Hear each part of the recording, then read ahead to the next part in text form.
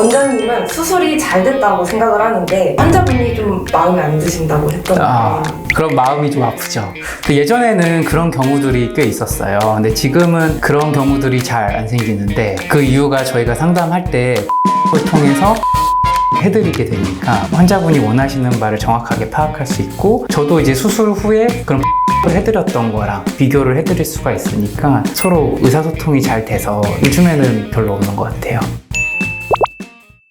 네, 안녕하세요. 바바성형외과 조성원 원장입니다. 수술 결과에 대한 경과 내용에 대해서 말씀드리고 싶은데 PD님은 코 재수술을 고민하게 되는 가장 큰 이유 혹시 아시나요? 아무래도 모양 불만. 모양 불만족. 그러니까요. 맞아요. 보통 걱정하시는 게 코 수술을 했는데 염증이 날까봐 혹은 구축 현상이 올까봐 그거를 상담 때 많이 걱정하세요. 근데 재수술을 하게 되는 가장 흔한 원인은 모양 불만족이거든요. 저도 이제 예전에는 상담할 때 그냥 추상적으로 자연스러운 중간 화려함이 있었을 때 중간에서 살짝 자연스러운 게 좋으세요? 중간에 살짝 화려한 게 좋으세요? 이렇게만 상담을 하다 보니까 환자분이 상상하는 그 모습과 제가 예상하는 그 모습이 맞지가 않는 거죠. 그러니까 생각보다 너무 자연스러워요? 혹은 생각보다 너무 화려한 것 같아요. 이렇게 경과에 아쉬움이 생기는 경우들이 있어서 눈처럼 코도 상담할 때 시뮬레이션을 해드리면 좋겠다라는 생각이 들어서 포토샵으로 편집을 해서 보여드리게 됐고 제가 생각하는 이상적인 모양을 보여드리고 그걸 보시고 환자분들이 뭐 이 부분이 조금 아쉽다. 예를 들면은 코끝이 조금 덜 뾰족했으면 좋겠다. 아니면 코끝이 너무 동그랗다. 콧대 라인이 조금 더 직선을 원한다. 이런 게 되게 디테일이 다르거든요. 그거를 실시간으로 보여드리면서 상담을 하게 되니까 만족도도 되게 좋으신 것 같고 수술 후에도 컴플레인을 크게 듣는 경우가 잘 없는 것 같아요. 네. 포토샵 가상 성형이 저희 개원하고 처음 시작한 거잖아요. 네. 원장님이 느끼는 개인적인 만족도는 있으신가요? 저도 되게 편해요. 예전에는 제가 코를 화려하게 뭐 해주세요 하면 네 화려하게 해드리겠습니다. 그럼 환자분이 얼마나 높아지는데요? 이러면 할 말이 없거든요. 그게 되게 추상적인 말이니까. 근데 포토샵으로 제가 요 정도 올라올 거예요. 그러면 그렇게 묻는 분들도 있어요. 이거랑 똑같이 나와요? 묻거든요. 그럼 저는 이제 90% 정도는 똑같이 나오고 10%는 수술 오차라든지 연골 흡수라든지 그런 건 조금 있을 수 있다. 근데 거의 비슷하게는 나온다. 이렇게 말씀드립니다.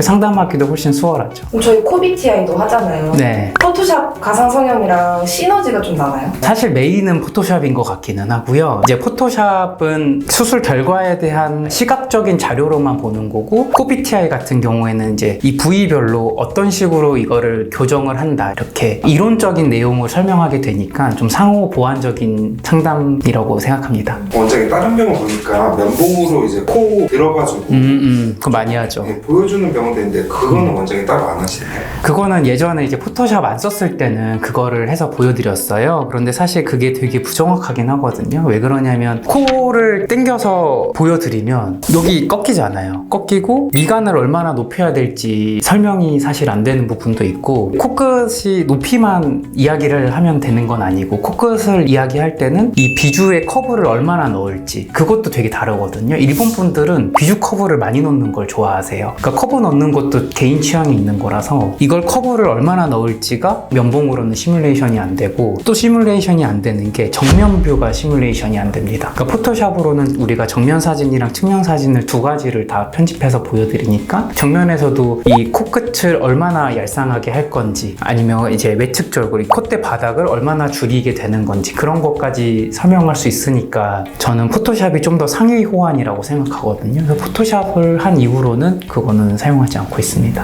보정하시면서 수술 플랜을 머리 쪽으로 같이 생각하면서 보정을 해주시나요? 그렇죠. 이게 재수술할 때가 보통 그런데 재수술할 때 코끝을 이렇게 만져봤어요. 만져봤는데 이전에 수술된 지지대가 조금 애매해요. 이렇게 강도가 튼튼하면은 지지대를 건들지 않고 간단하게 교정 방식으로 끝낼 수가 있고 약하면은 새로 세워야 되는데 포토샵을 이렇게 제가 보여드리면서 이제 코끝을 어느 정도 높이는지 저도 보게 되잖아요. 고객분이 원하시는 코끝 높이가 살짝 올리는 거다. 그럼 지지대가 살짝 약하더라도 코끝에 연골 쌓으면은 그 모양이 나오는데 상담을 하면서 코끝 높이 기대치가 좀 더 높다 하면은 요 정도 높이면은 이건 지지대를 새로 세워야 되기 때문에 늑연골을 좀 쓰셔야 된다. 이렇게 설명을 드립니다. 무보형물이랑 비교하면은 살짝 더 올라가게. 무보형물이랑 실리콘 쓰는 것 중에 좀 더 선호하는 게 있나요? 원래는 무보형물을 조금 더 선호하긴 했는데 포토샵 한 걸 보니까 화려한 느낌이 나는 건 실리콘 쓰는 게 더 그렇게 보이지 않을까. 그래서 여러분들이 수술 결과를 잘 받으시려면 원장님을 잘 만나는 것도 당연히 그게 제일 사실 중요한 거는 맞는 것 같고요. 그 외적으로는 원장님이 생각하는 플랜과 환자분이 원하시는 코 모양이 일치해야 되는 거거든요. 아무리 손기술이 좋아도 원하는 모양이 안 나올 수 있잖아요. 그래서 이렇게 시뮬레이션을 받아보는 게 중요한 것 같다라고 생각을 합니다. 수술 결과에 대해서 좀 알고 계셨으면 좋을 만한 사항에 대해서 말씀드렸고, 다음에 또 유익한 정보로 찾아뵙겠습니다. 지금까지 조성훈 원장이었습니다. 감사합니다.